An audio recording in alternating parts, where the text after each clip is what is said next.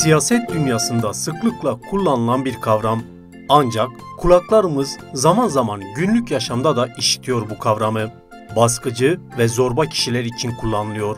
Bu kişilerin yönettiği toplumlarda adaletten insan haklarına kadar birçok alanda sayısız problem yaşanıyor. Despot kavramından bahsediyoruz. Bakalım insanlar bu kavramı nasıl açıklıyor? Halkın gözünde despotun nasıl bir tanımı var?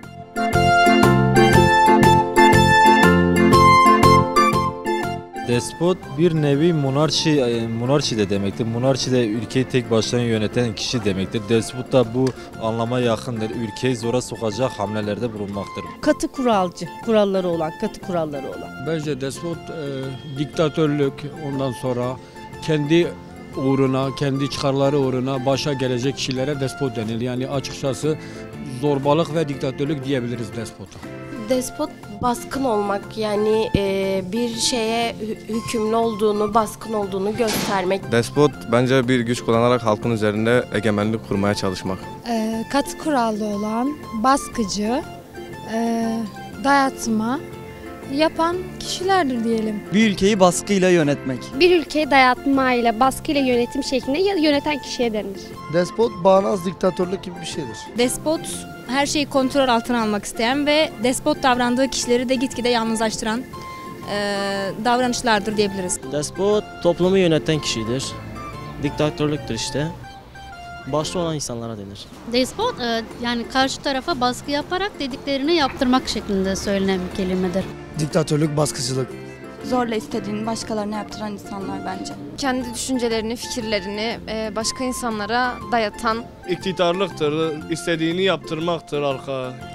Zorbalık sanırım. Despot benim için diktatörlüktür, zulümlüktür. Ülkesini zorla yöneten, zorla bir şeyleri başka insanlara yaptırmak isteyen insanlardır. Despot zorbalıktır, vahşettir, zulümdür, vahşettir. Yani aklınıza gelebilecek bütün kötü şeylerdir. Despot kendi çıkarları doğrultusunda insanlara zorla bir şeyler yaptırmaya çalışan insan. Despot şu an içimizde olan bir şeydir. Despotluk durum zaten her şey ortada.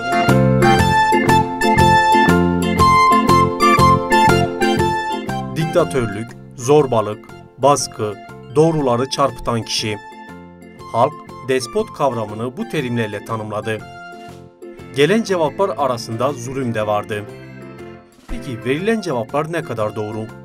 Despotun temel tanımı ne? Şimdi hep birlikte bir göz atalım.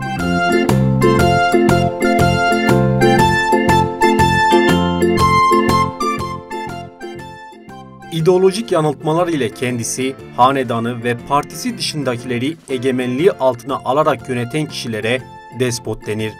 Despotların en belirgin özelliği insanlar üzerinde baskı kurarak zora dayalı yönetim şekli oluşturmalarıdır. Ataerkil ilişkilerin toplumda etkin ve egemen hale gelmesiyle birlikte despotların hem etki alanı hem de sayısı artmıştır. Zira despotlar tarih boyunca ataerkil düşünceden beslenmiş ve büyümüştür. Despotlar hukuka, yasaya ve siyasi geleneklere bağlı kalmayan kişilerdir.